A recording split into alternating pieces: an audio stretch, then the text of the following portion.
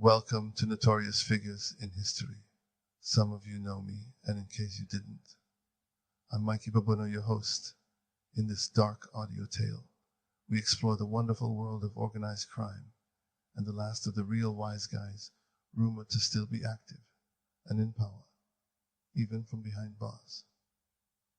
Before we get started on this journey to the past, we ask that you consider subscribing as a token of friendship before we begin our journey. Now let's begin our story.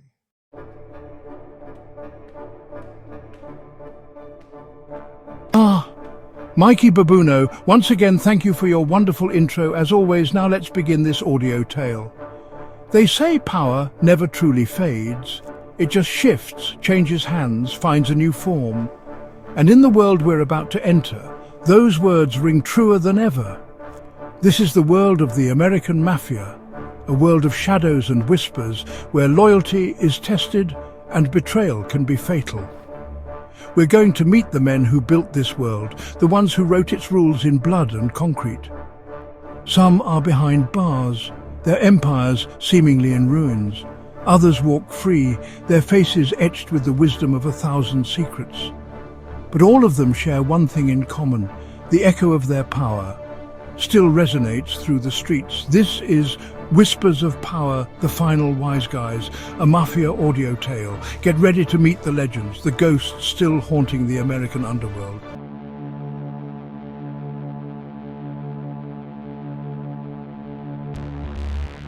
They say prison changes a man, breaks him down, strips him bare. It's a place where hope is a rare commodity and despair is the currency of the day.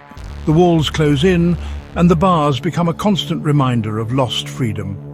But Vittorio, Little Vic Amuso, well, he wasn't built to be broken. His spirit was forged in the fires of the streets, and prison was just another battlefield. He took the reins of the Lucchese crime family in the late 80s, a time of turmoil, and molded it in his image. The city was a jungle, and he was its king, ruling with an iron fist. Ruthless, disciplined, a man who understood the language of fear. He knew that power was not just about control, but about perception. He made sure everyone saw him as the unyielding force he was. From the outside, he was a businessman, a respectable face in a world of shadows. Deals were made in boardrooms and back alleys alike, each handshake a pact sealed with silent threats. But beneath the surface lurked a predator, a man who wouldn't hesitate to eliminate any threat, real or imagined. His enemies knew that crossing him meant certain doom. His reign was a bloodbath, a period known as the Windows case, where rivals disappeared, their bodies never found. It was a time of fear, where the streets whispered his name in terror. Even behind bars, his grip on the family never wavered. The prison walls couldn't contain his influence. They merely redirected it.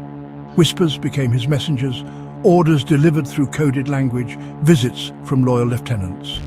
His network was a web of loyalty and fear, spun with meticulous precision. He became a phantom, a voice on the other end of the line, reminding everyone who was truly in control. His presence was felt in every corner of the organization, a ghostly overseer. They say absolute power corrupts absolutely. But for Little Vic, it was more than just corruption, it was a transformation. Prison didn't weaken him, it refined him. In the case of Little Vic, it seems, prison only solidified that power, turning a mob boss into a legend. His story is a testament to the unbreakable will of a man who refused to be defeated.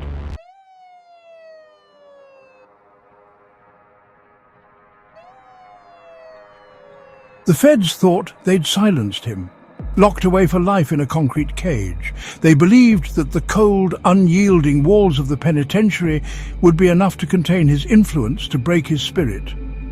But they were wrong. But they underestimated the reach of a man like Amuso. Even behind bars, his power was palpable, his presence felt. He was not just any inmate, he was a kingpin, a ruler of an empire that stretched far beyond the prison gates. See, on the streets, loyalty is a currency more valuable than gold. And in the world of organized crime, loyalty can mean the difference between life and death. And Little Vic, he had plenty of loyalists. His followers were not just subordinates, They were devoted disciples, willing to go to any lengths to serve their leader. Capos, soldiers, men who owed him their lives, they were more than just members of his organization. They were his extended family, bound by a code of honor and a shared history of blood and sacrifice. They became his eyes and ears on the outside. Through secret meetings and covert discussions, they kept him informed, ensuring that he remained in control. They relayed messages, enforced his will, and carried out his orders with unwavering loyalty. They were his enforcers, his messengers, his trusted lieutenants, ensuring the Lucchese family remained under his iron fist, even from a distance. His influence was like a shadow, ever-present and all-encompassing, a testament to his unyielding power. He ran his empire from a cell, his word law, his commands absolute. The walls of his cell could not contain the reach of his authority, his reach extending far beyond the prison walls. His influence seeped through the cracks, reaching every corner of his domain.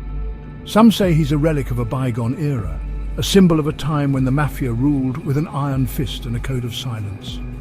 But those who know, those who've seen the fear in the eyes of his enemies, they know that his power is not just a relic of the past. It is a living, breathing force that commands respect and instills fear. They tell a different story. They speak of a man whose influence is as strong as ever, a leader who commands loyalty and fear in equal measure.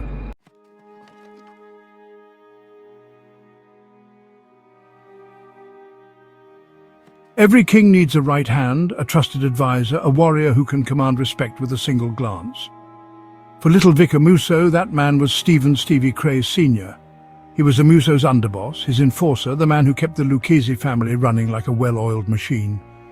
Crea was a different breed of gangster, quiet, calculating, a man who understood the power of silence. He wasn't flashy, didn't crave the limelight.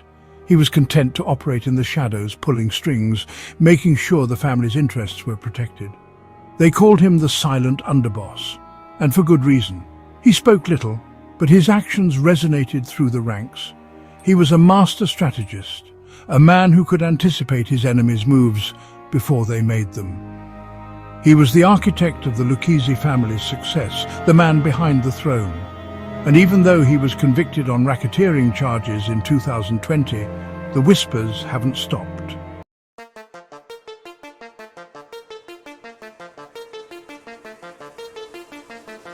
Loyalty, you see, it's a powerful thing in this life. It's not just a word, it's a bond, a commitment that goes beyond mere friendship or family ties. It's a force that can shape destinies, alter the course of lives, and even change the fate of entire organizations. It binds men together, creates bonds that even prison walls can't break. Loyalty is the glue that holds together the fabric of trust and respect, especially in the shadowy world of organized crime. And Stevie Crea, he understood the value of loyalty better than most. He wasn't just a leader, he was a symbol of what loyalty could achieve. His rise to power within the Lucchese family was not just a testament to his cunning and intelligence, but also to his unwavering commitment to those who stood by him.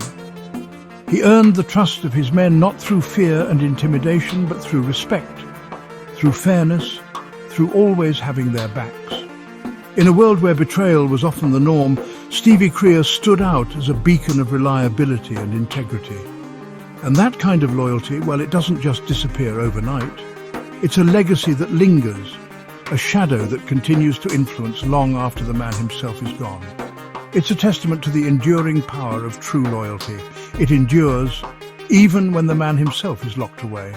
The walls of a prison cell can't contain the respect and admiration that Stevie Crea commanded. His influence seeped through the bars, reaching out to those who still believed in his vision. There are those who say that even today, even from behind bars, Stevie Crea's influence is still felt within the Lucchese family. His strategies, his counsel, his very presence are still a guiding force for those navigating the treacherous waters of organized crime. That his name is still whispered in hushed tones, his counsel sought out by those who navigate the treacherous waters of organized crime. His words, his advice are still considered invaluable, a treasure trove of wisdom in a perilous world. They say he's a voice of reason in a world of chaos, a reminder of the old ways, the old code. In a time when the rules are constantly changing, Stevie Crea's principles remain a steadfast guide. And as long as there are those who remember, those who remain loyal, the legacy of Stevie Crea, the silent underboss, will live on. His story is not just a chapter in the annals of organized crime, it's a testament to the enduring power of loyalty and respect.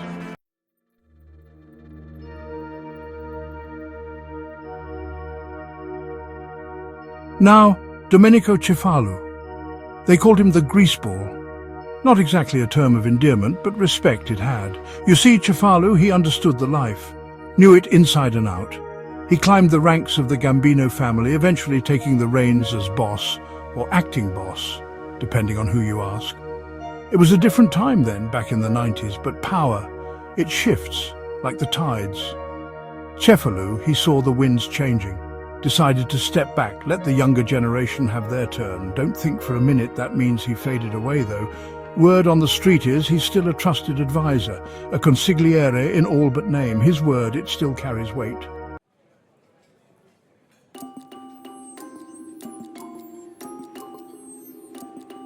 See, Cefalù, he's got that quiet strength about him, the kind that commands respect without demanding it. He knows the value of silence, of observation. They say he's got the ear of those in charge, that even now in the twilight of his career he can still pull strings, make things happen. It's a funny thing, power. Sometimes the ones who wield it most effectively are the ones who don't seek the spotlight, the ones who operate in the shadows. And Domenico Cefalù, well, he's always been comfortable in the shadows.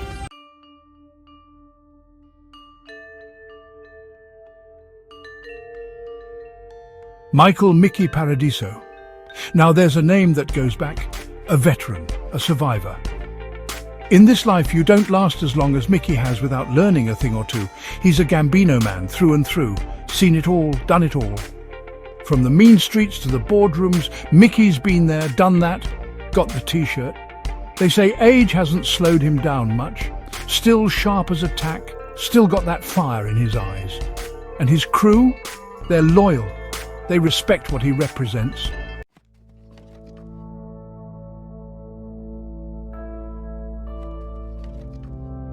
Mickey, he's seen empires rise and fall. He's seen friends become enemies, and enemies become dust. He knows the cost of power, the price of loyalty. Some might say he's a relic of a bygone era, but they'd be wrong. Because Mickey Paradiso understands something about this life that the young guys are still figuring out. It's not about how loud you bark, it's about how deep your bite. It's not about how many years you got left, it's about how you use them. And Mickey, well, he's still got a few tricks up his sleeve.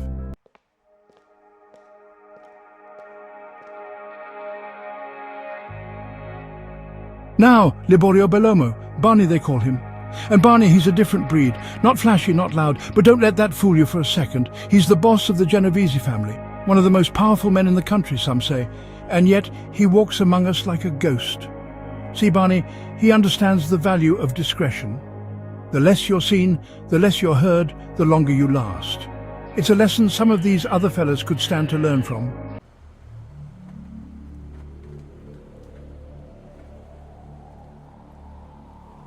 In a world of wannabes and hotheads, Barney Bellomo, he's the real deal. A man of few words, but those words carry weight. He commands respect, not through fear, but through results, through quiet competence, through knowing how to get things done. They say he's got a mind like a steel trap, always thinking 3 steps ahead, always playing the long game. And in a game as dangerous as this one, that's how you survive, that's how you become a legend. And Liborio Barney Bellomo, well, he's well on his way.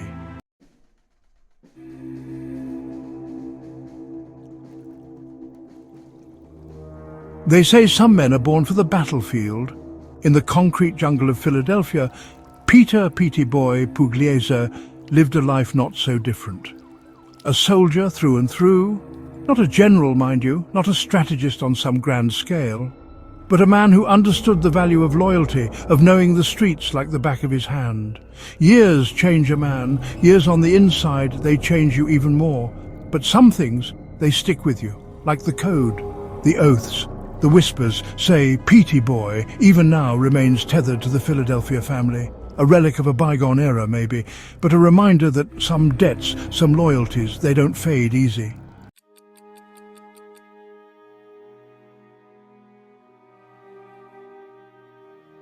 Time has a way of blurring the lines between truth and legend. Was Petey Boy as ruthless as they say? As connected? Those stories, they tend to follow men like him. Men who've seen their share of shadows, who understand the language of the streets. The feds, they know his name, they know his history. But knowing and proving are two very different things. And that's the thing about whispers, ain't it? Sometimes they're all you need to hear to know there's truth hidden in the shadows.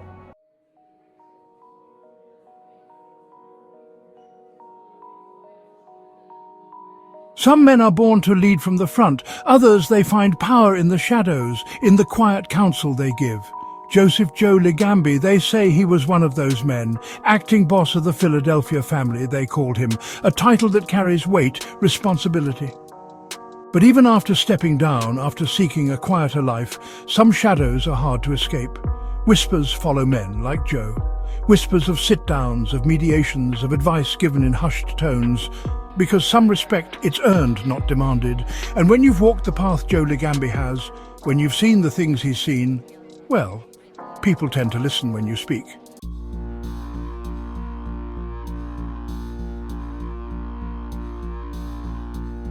They say experience is a harsh teacher, but it also makes for the wisest of men. And in the world Joe Ligambi comes from, wisdom is a valuable currency. He's seen the rise and fall of empires, the changing tides of power. He understands the delicate dance between loyalty and ambition, between tradition and the need to adapt. So while the younger generation might hold the reins now, it's men like Joe who hold the maps, the ones who can see the pitfalls, the traps laid out for the unwary. And in a world as treacherous as theirs, sometimes a word of advice from the right man is all that stands between you and oblivion.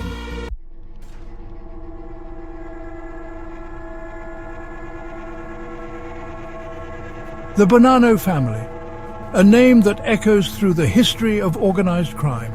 And within its ranks, few names carry the weight of Anthony Fat Tony Rabito, consigliere, an advisor, a voice of reason in a world often ruled by emotion.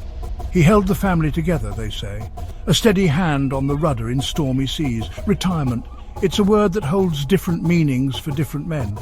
For some, it's a rocking chair, a fishing pole. For men like Fat Tony, it's a shift in perspective, not a surrender of power. Because some influence, it's earned through decades of service, through blood spilled and oaths sworn. And that kind of influence, well, it doesn't fade easily.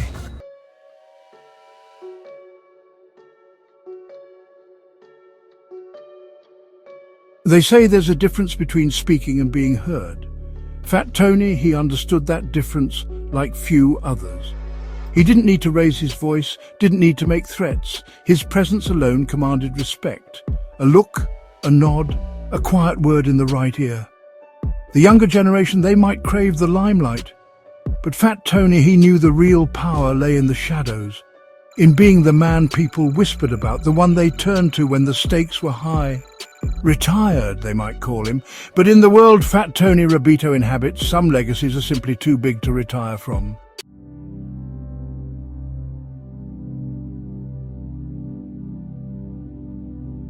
Now let's talk about Salvatore Sammy Catalano, a veteran capo in the Bonanno family.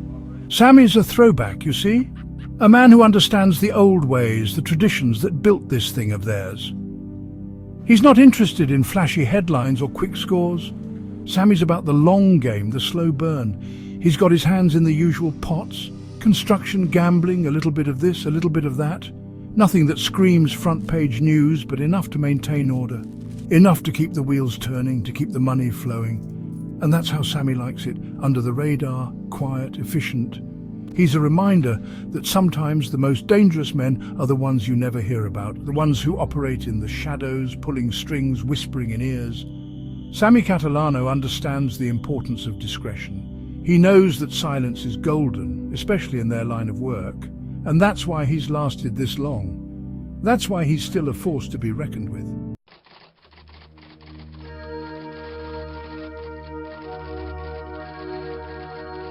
In a world where loyalty is fleeting and ambition often trumps reason, Sammy Catalano stands out. He's a relic of a bygone era, a time when honor and respect meant something, when a man's word was his bond. You see, Sammy's seen it all. The good times, the bad times, the blood spilled on the streets.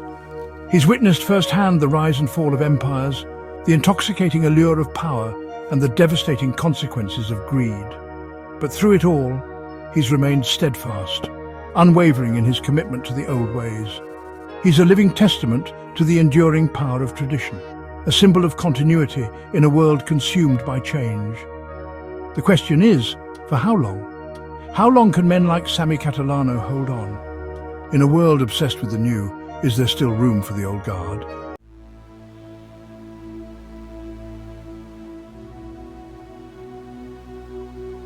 Now let's head up to the Bronx, the stomping grounds of Pasquale Patsy Perello, a Genovese capo with a reputation that precedes him. They say Patsy's got a grip on the Bronx like few others. He's a man who understands the streets, knows how to make things happen.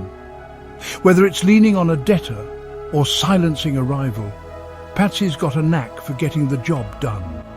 But Patsy's not just muscle. He's got a mind for business too. He understands that money talks, and he's not afraid to make a move when he sees an opportunity. Construction, gambling, you name it, Patsy's got his fingers in a lot of pies. And despite a little setback back in 2017, a conviction that would send most men running for the hills, Patsy's still a force to be reckoned with.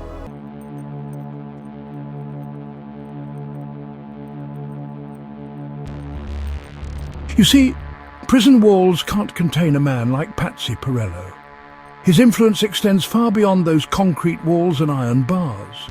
He's got loyal men on the outside, guys who still answer to him, who respect his word. Word on the street is, Patsy's still calling the shots, still pulling the strings from his cell.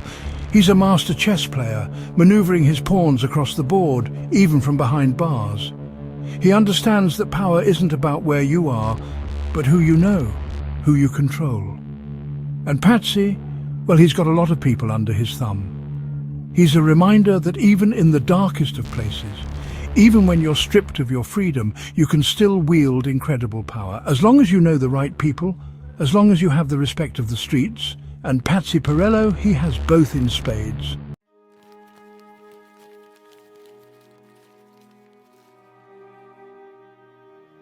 And that, my friends, brings us to the end of our journey. We've walked the mean streets, rubbed shoulders with some of the most powerful and dangerous men in America. We've peered into the shadows and listened closely to the whispers of power. Thank you for watching Whispers of Power, The Final Wiseguys, a Mafia audio tale. Don't forget to subscribe for more videos on notorious figures in history. We've got stories to tell, secrets to uncover, and we're just getting started.